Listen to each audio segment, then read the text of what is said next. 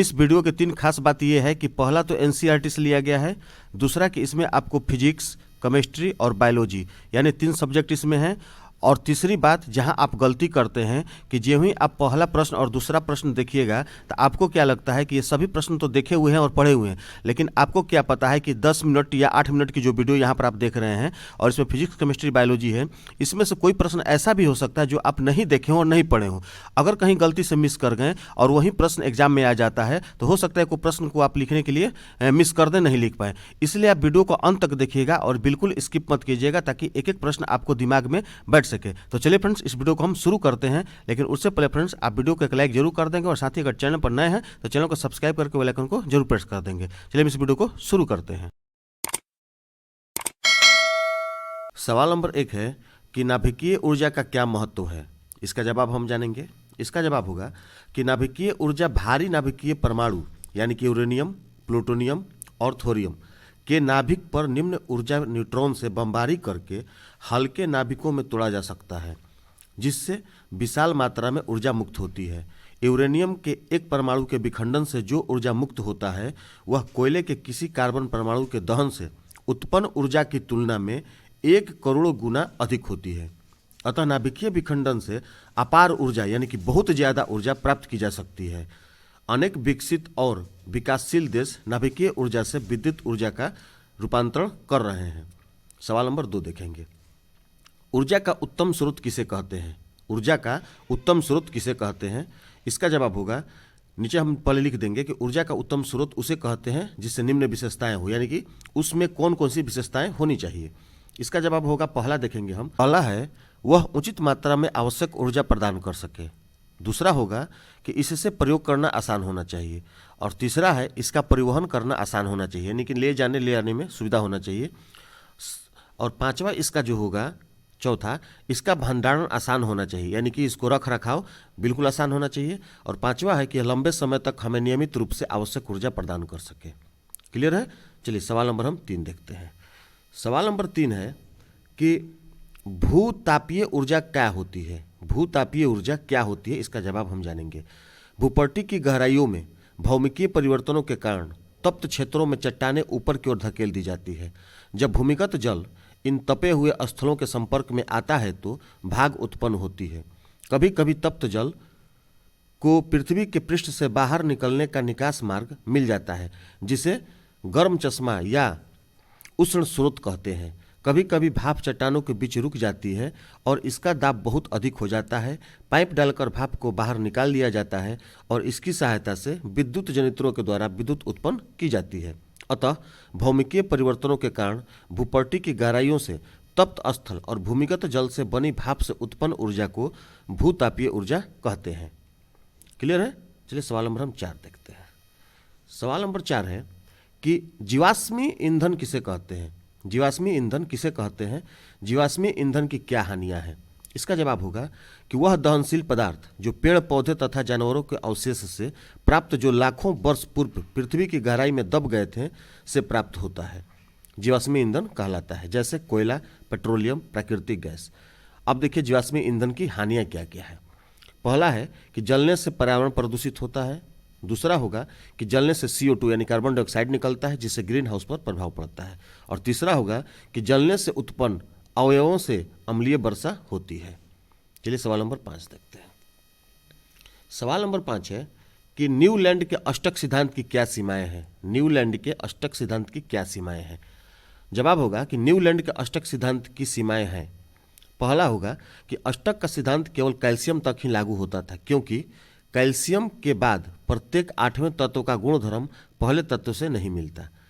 दूसरा होगा कि बाद में कई नए तत्व पाए गए जिनके गुणधर्म अष्टक सिद्धांत से मेल नहीं खाते थे। तीसरा होगा कि अपनी सारणी में इन तत्वों को समंजित करने के लिए न्यूलैंड ने 2 तत्वों को एक साथ रख दिया और कुछ असमान तत्वों को एक स्थान में रख दिया। उदाहरण के लिए हम यहाँ पर देख लेते हैं।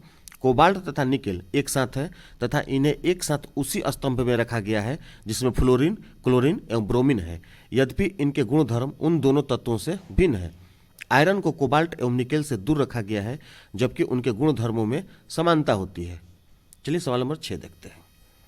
सवाल नंबर 6 है कि आश्रित जल विद्युत का चालक क्यों नहीं होता जबकि वर्षा जल होता है? आश्रित जल विद्युत का चालक क्यों नहीं होता है जबकि वर्षा जल होता है?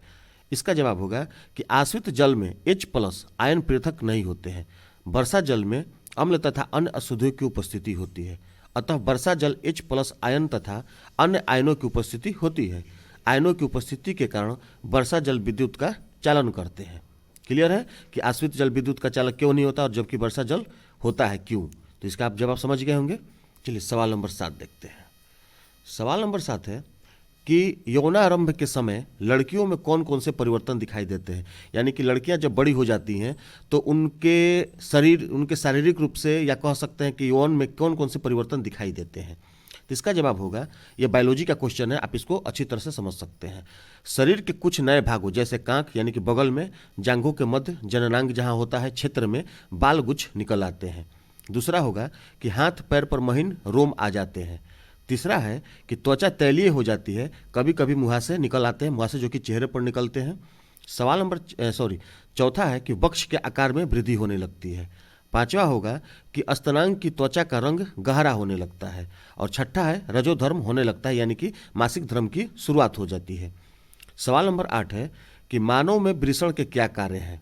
मानव में वृषण के क्या कार्य हैं? इसका जवाब होगा कि मानव के शरीर में वृषण संख्या में 2 होते हैं, जो शरीर के बाहर त्वचा के एक थैली वृषण कोष में स्थित होते हैं। वृषण की निम्नलिखित कार्य हैं, यानी कि इसके कौन कौन से कार्य हैं देख लेते हैं। पहला कार्य है कि वृषण में शुक्राणु उत्पन्न होते हैं, जो लैंगिक जनन क्रिया में सक्रिय भाग लेकर भावी पीढ़ी को जन्म देने में सहायक होते हैं।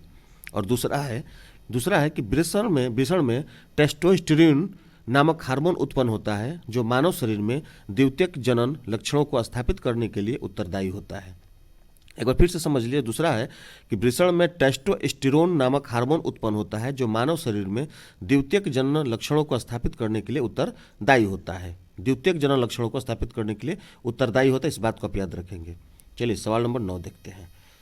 सवाल नंबर 9 है कि माँ के शरीर में गर्भस्थ भ्रूण को पोषण किस प्रकार प्राप्त होता है? यानी कि माँ के शरीर के अंदर अगर कोई भ्रूण रहता है तो उसको पोषण कहाँ से मिलता है कि वो इंक्रीज यानी कि बढ़ते रहता है और अपना पोषण प्राप्त कर लेता है? इसका जवाब होगा कि गर्भस्थ भ्रूण को माँ के रुधिर से पोषण प्राप्त होता है। इसके लिए प्लेसेंटा की संरचना प्रकृति के द्वारा की गई है। यह एक तस्तरी नुमा संरचना है जो गर्भाशय की भित्ति में धंसी होती है। इसमें भ्रूण की ओर से उत्तक के प्रवर्ध होते हैं।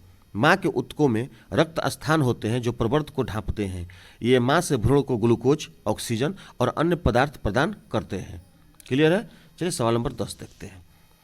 सवाल नंबर 10 है कि अलैंगिक जनन की अपेक्षा लैंगिक जनन के क्या लाभ हैं? अलैंगिक जनन की अपेक्षा लैंगिक जनन के क्या लाभ हैं? इसका जवाब होगा कि अलैंगिक जनन की अपेक्षा लैंगिक जनन अधिक श्रेष्ठ है। इसके मुख्य कारण निम्नलिखित हैं। आप बिल्कुल ध्यान से सभी को समझते चलिएगा और दिमाग में बैठाते जाइएगा।